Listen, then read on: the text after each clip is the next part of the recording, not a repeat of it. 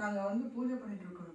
கருவறையிலே உள்ள உட்காந்து பூஜை பண்ணிட்டு இருக்கோம். இங்கே வந்து இப்போ நாங்கள் இங்கே தான் இந்த இடத்துல தான் இருக்கிறோம். ஆனால் இங்கே வந்து போலீஸ் வந்து அட்டாக் பண்ண வராங்க. கதவை உடைச்சி உள்ளே வெளியே ஏற்ற வராங்க.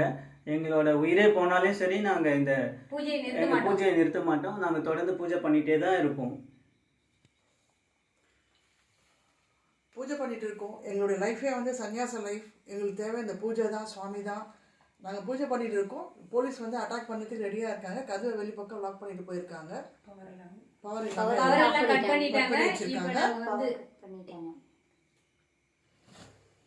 எங்கள் லைஃப் ஸ்டைலு சன்னியாச வாழ்க்கை. நாங்கள் தொடர்ந்து பூஜை பண்ணுறது எங்களோட வாழ்க்கை. இது எங்களோட உரிமையும் கூட. ஆனால் அவங்க வந்து இருக்கக்கூடாதுன்னு வந்து கதை தட்டி போய் உடனே போகிறாங்க. குண்டாஸ் வந்து வெளியே கதவை லாக் பண்ணிட்டு போயிருக்காங்க. கரண்ட்டையும் கட் பண்ணிட்டாங்க.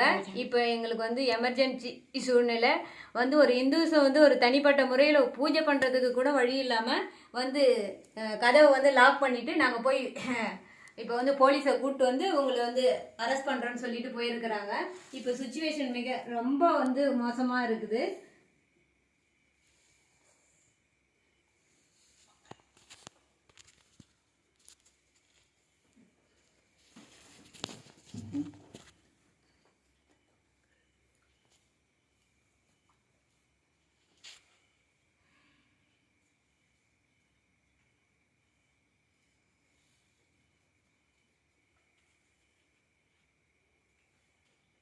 ஆக்சுவலி குண்டாஸ்லாம் வந்து எங்களை இது பண்ணனால தான் நாங்கள் ஓடி வந்து இங்கே இருக்கோம். ஃபுல்லாக உட்காந்து பூஜை பண்ணிகிட்டு இருந்தோம்.